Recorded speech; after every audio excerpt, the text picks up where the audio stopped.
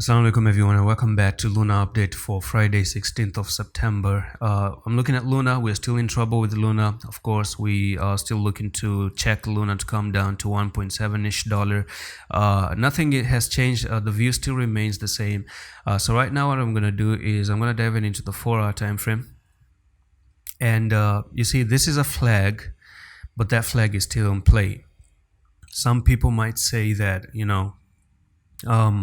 oh, it's holding support at the moment. Yeah, I know it's moving sideways, but if you want to actually turn bullish, then let me tell you what to do. This can end up being a double bottom as well.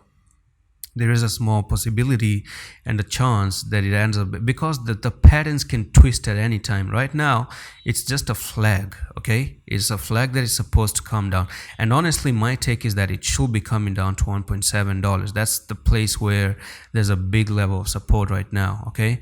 But never say never, and if this one ends up being a double bottom like this, all you need to do is come up and take out this neckline, okay? So you take out the neckline, you break the flag itself. When you break the flag, you go to 3.3, come down and backtest $3.1. Then you're looking for maybe a technical target to go up to $3.7, which you haven't really backtested ever since you dropped to the downside. I wouldn't be surprised if something like this happened. So from there to there, we might be looking for a move to the upside. If this is a double bottom that plays out, then yeah, you might actually go up to $3.7. And given that this could be an entry right there, then that's a nice lovely 20% move to the upside as well. And that's pretty much it right now for the update.